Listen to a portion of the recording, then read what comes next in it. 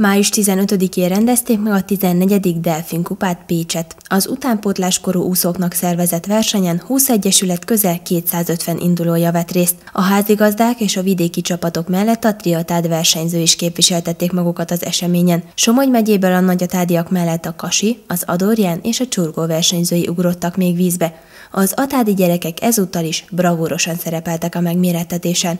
Korosztályában Herezsonya Róbert 50 méter hátúszáson aranyérmet, míg a 200 méter vegyesen ezüstérmet szerzett. Szabó Korina 50 méter gyorsan a harmadik helyen végzett, ezzel bejutott a versenyen résztvevő abszolút kategóriás lányok legjobb 8 közé. Emellett Korina 50 méter pillangóúszáson a dobogon legfelső fokára állhatott fel. Magyar Marcell 50 méter mellúszáson a második helyet szerezte meg.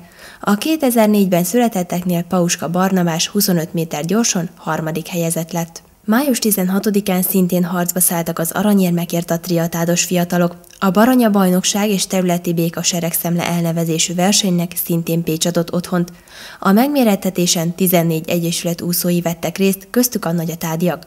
Rezsonya Róbert 100 méter háton a második helyet szerezte meg, valamint az 1994 és fiatalabbak korosztályában 200 méter vegyesen a 11. helyezést érte el a nagyatádi versenyző.